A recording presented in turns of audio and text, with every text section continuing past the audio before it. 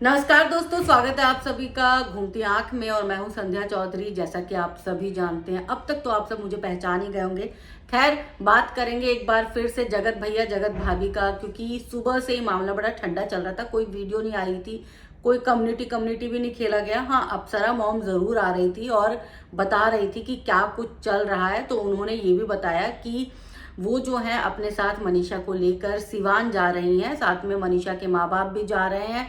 और उन्होंने अपने दिल की बात ये भी कही कि मैं तो चाहती हूँ कि मनीषा यहीं रहे, क्योंकि यहाँ रहेगी तो दूरियां कम हो जाएंगी। पर वहां जब दूरी जा रही है तो फिर दूरियां तो बढ़नी ही है। खैर, सबको इंतजार था कि मनीषा कैमरे के आगे सामने आके वीडियो बनाए या लाइव आके जैसे भी अपनी बात रख सके। लेकिन कल से ही, कल वाले वीडियो जब सचिन का पर्दाफाश ये वीडियो डाला था, उसके बाद मनीषा की ना तो कोई कम्युनिटी आई। एक कम्युनिटी आई थी, एक यूट्यूबर को उन्होंने जो है कुछ कहा था, लेकिन उसके बाद उनकी कोई कम्युनिटी नहीं आई, कोई वीडियो नहीं आया, कोई लाइव नहीं आया। सचिन भी उस तरफ जो है वो खामोश नजर आ रहा है। लेकिन अब जो है वो मनीषा की एक कम्युनिटी आई है। मनीषा ने लिखा है, मेरे चैनल से डीपी हटवाया गया और इंस्टा पे भी ब्लॉक करवा दिया गया। क्यों करवाया जा रहा है? ऐसा पहले भी साथ में देखना पसंद नहीं किया जा रहा था और ये फिर से नया ड्रामा स्टार्ट कर दिया गया है। क्यों मेरा सब कुछ छीनने में लगे हो यार? अब अगर पता लगेगा कोई भी कांटेक्ट है तो सामने से सबको चीर दूंगी। याद रखना, पीठ पीछे गेम खेलना छोड़ दो तुम लोग। अभी भी बहुत कुछ नहीं ला रहे हैं, लेकिन मेरा पर्सनल लाइफ में इतना मत घुसो। मेरे पति से मुझे ही ब्लॉक करवाया जा रहा है। ये क्या है? मुझे नहीं पता कि ये चैनल भी मेरे पास रहेगा या नहीं, बट इतना बर्बाद करने के बाद मत घुसो। याद रखना, छोड़ के नहीं जा रहे हैं, बहुत जल्द वापस आएंगे। तो ये है कम्युनिटी जो मनीषा ने डाली है, अभी थोड़ी देर पहले ही डाली है। तो मनीषा की कम्युनिटी से साफ पता चल गया है कि वो जो है अभी सिवान चली गई है, लेकिन गुस्सा अभी भी बरकरार है भाई।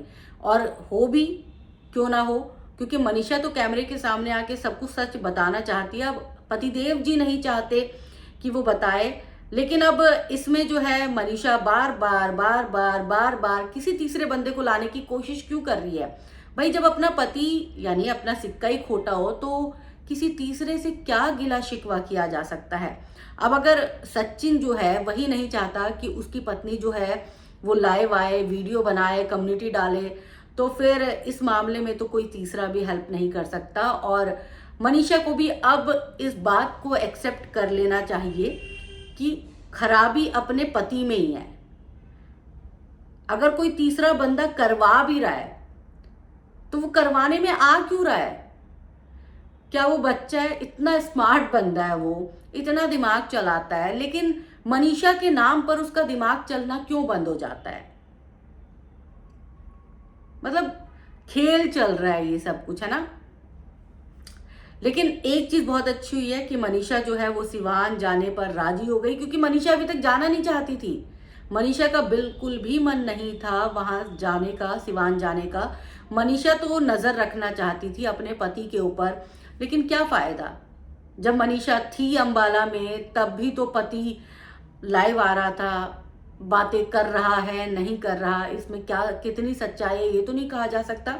लेकिन लाइव आया, अपने जो बात उसे करनी थी अपने ऑडियंस से उसने की। और अब मनीषा जो है वो सिर्फ और सिर्फ दूसरों के पीछे पड़ी हुई है, जबकि मनीषा को चाहिए कि अभी जिस तरह से वो शांत थी तो कुछ दिन शांत रहना चाहिए, थोड़ा सा स्पेस पति को भी देना चाहिए। मान लिया कि पति बेवफा है, लेकिन स्पेस तो पति को भी चाहिए, स्पेस मनीषा को भी चाहिए। और अगर तुम्हारा पति तुमसे प्यार करता है तो वो तुम्हारे पास ही रहेगा, और अगर नहीं करता तो फिर तुमने पूजा पाठ भी करवा ली, पूरे घर वालों को भी बुला लिया, तुम्हारे माँ बाप भी रहे, तुम्हारी सास भी रही, ननद भी रही, बहुत सारे क्रिएटर्स भी गए, लेकिन उसके बावजूद तुम्हारे पति के मन में अगर कोई दूसरी औरत बसी हुई है, वो किसी और से प्यार करता है, किसी और के पास जाना चाहता है, किसी और की बात मान रहा है, तो तुम कब तक दूसरे को गाली देती रहोगी, दूसरे को अपशब्द बोलती रहोगी और अपने पति को माफ करती रहोगी? तो सवाल आप सबसे भी है कि क्या मनीषा अब इस लेवल पे सही है, गलत है, आप सब बताइएगा। क्योंकि मैं जो देख रही हूं, मैं सिर्फ वो बोल रही हूं, ये मेरा खुद का ओपिनियन है जो मैं अभी तक देख रही हूं। क्योंकि अभी तक तो माफ कर दिया गया था ना, जगत भैया को माफ कर दिया था जगत भाभी ने, तो आपने पहले माफ क्यों किया? इतनी जल्दी आपने माफ कर दिया। उस बंदे को पता है ये मेरे पास ही आएगी, रो के, धो के, गा के, नाच के, इसने मेरे पास ही आना है, इसके पास कोई ऑप्शन नहीं है।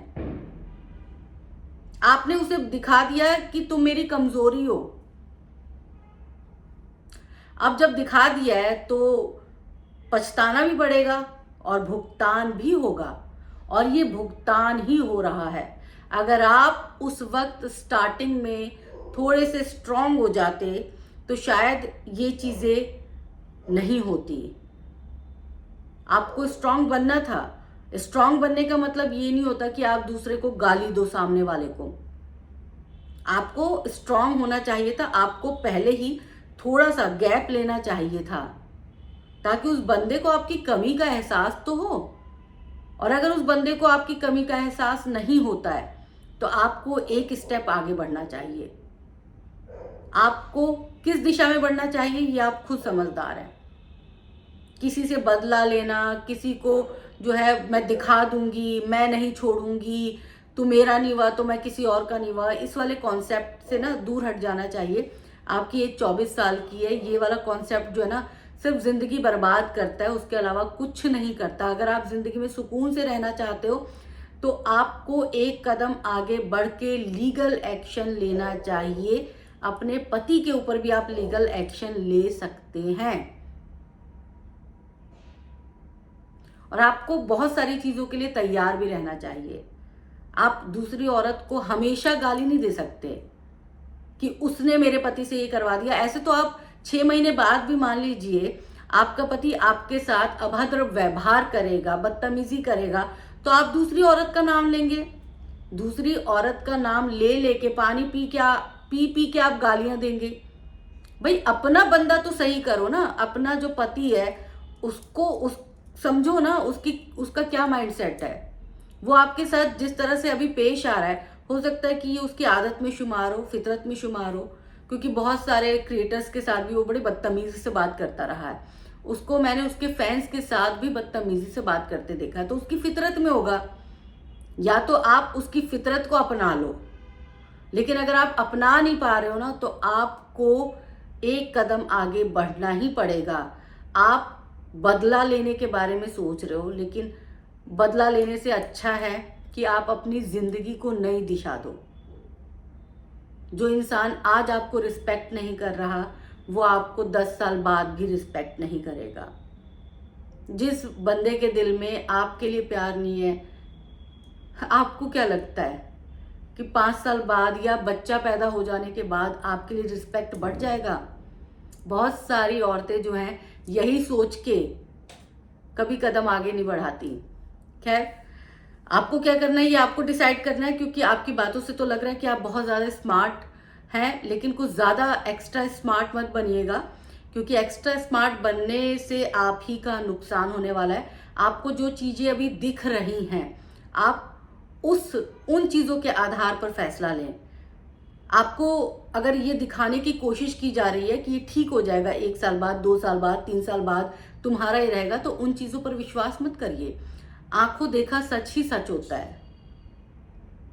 तो आपको ये सलाह भी मान लीजिए कि आप जो है अपने आप को देखिए, अपने पति को देखिए, व्यवहार देखिए, और आपको अगर लगता है कि मैं इसके साथ पूरी ज़िंदगी बिता सकती हूँ तो कंटिन्यू करिए, वरना कोई दूसरा रास्ता अख्तियार करिए।